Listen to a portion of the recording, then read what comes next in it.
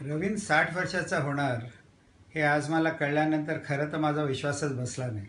म्हणजे काय मजा आहे की मी स्वतः 60 वर्षाचा झालो ह्याच्यावरही माझा विश्वास नाही आणि रवीन 60 वर्षाचा होणार आहे याच्यावरही माझा विश्वास नाही.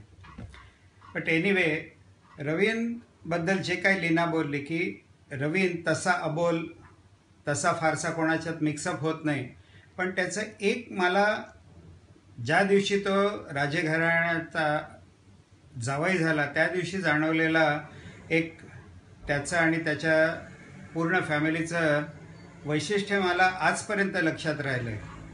मला आठवतं की लग्नाच्या आदल्या दिवशी रवींची आजी गेली आणि लग्न होईपर्यंत ते कोणालाही कळलं नाही, त्यांनी कोणालाही जाणून दिलं नाही, कोणाला सांगितलं नाही. का तर त्या एका गोष्टीमुळे जे काही सगळं लग्न ठरलेलं आहे, जे काही त्याच्यासाठी प्रयत्न केले गेलेले आहेत त्याच्यावर पाणी फिरू नये.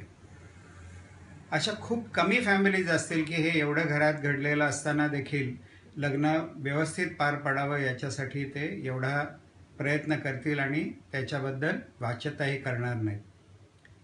तर असा हा रवीन, लीना म्हणली त्याप्रमाणे माझी पण अशी इच्छा आहे की तो नक्कीच आता राजे फॅमिलीमध्ये जास्त इंटरॅक्ट व्हायला लागला आहे, पण याहीपेक्षा जास्त तो इंटरॅक्ट होत राहावा आणि आम्ही पुढचं सगळं आयुष्य सगळ्यांनी मिळून खूप आनंदात घालवावं अशी माझी मनापासून इच्छा आहे.